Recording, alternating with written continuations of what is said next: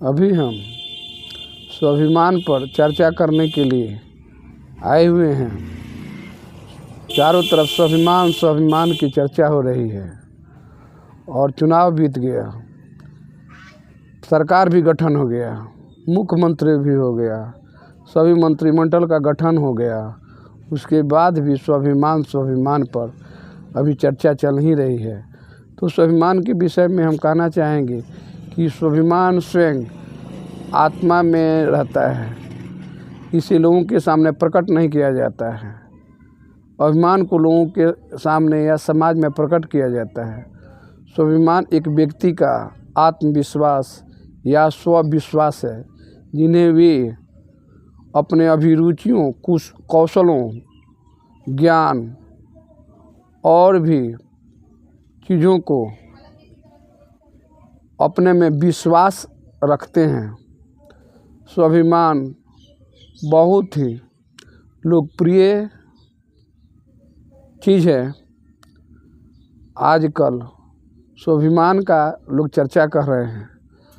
स्वाभिमान में अगर डबल मान मिल जाता है तो वह देहाभिमान हो जाता है। यानी कि देहाभिमान का अर्थ होता है देह का अभिमान। जिसको देह का अभिमान हो जाता है उसके अंदर मान, अभिमान, ईर्ष्या, द्वेष, राग, कलह, मद, मत्सर, लोभ सम्मोहित हो जाता है और वह लोभ से ग्रसित हो जाता है, मान से ग्रसित हो जाता है। मान नहीं मिलता है तो उसे क्रोध आता है और क्रोध पाप का कारण बनता है और जहाँ पाप होता है उसका क्षय होता है।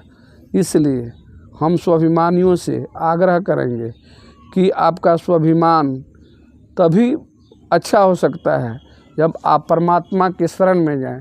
परमात्मा के शरण में जाने के लिए गुरु के शरण में जाना पड़ेगा।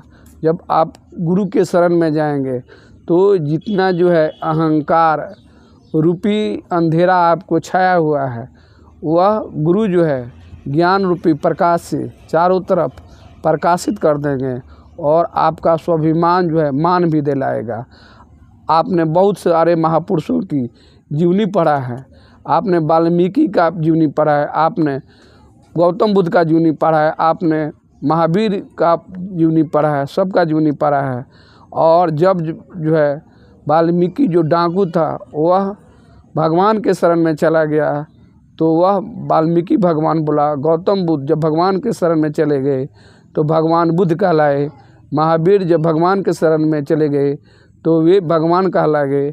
इसलिए जो भगवान के शरण में चल जाता है उसका स्वाभिमान जो है मान में बदल जाता है।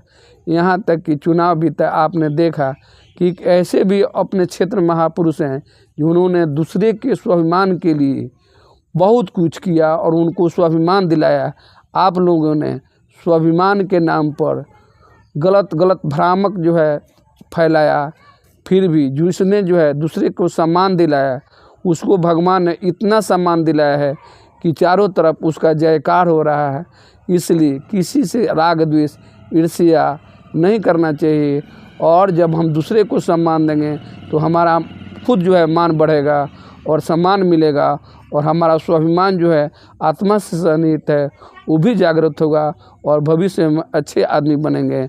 अतः हम सभी से आग्रह करेंगे कि आप ईर्ष्या, द्वेष को त्याग दीजिए, तभी आप महान बनिएगा। मैं फिर आपसे अगले वीडियो में मिलूँगा। जय हिंद, जय भारत, जय श्री राम।